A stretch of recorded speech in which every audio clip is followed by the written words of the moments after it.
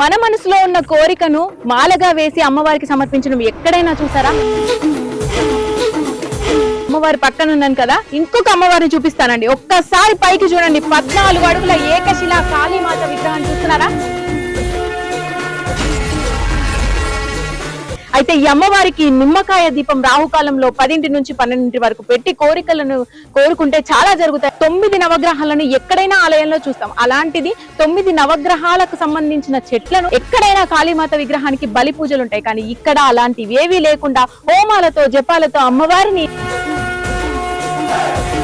ఇక్కడ అనేక హోమాలు జరుగుతున్నాయి. అందులో కాళీ హోమము, ప్రత్యంగర హోమము, అలాగే 51 శక్తిపీఠాల హోమాలు ఏప్రిల్ 4, 5వ తారీఖు శని ఆదివారాల్లో ఇక్కడ జరిగే హోమాలకి ఖచ్చితంగా మీరు పాల్గొనాలండి. కాళీమాత విగ్రహానికి భక్తుల చేతులతో స్వయంగా 108 కలశాలతో అభిషేకం చేస్తే ఎలా ఉంటుంది? ఇది ఎక్కడో కాదండి, మన వెల్దుర్తి మండలము మన్నవారి జలాలపురంలో ఉన్న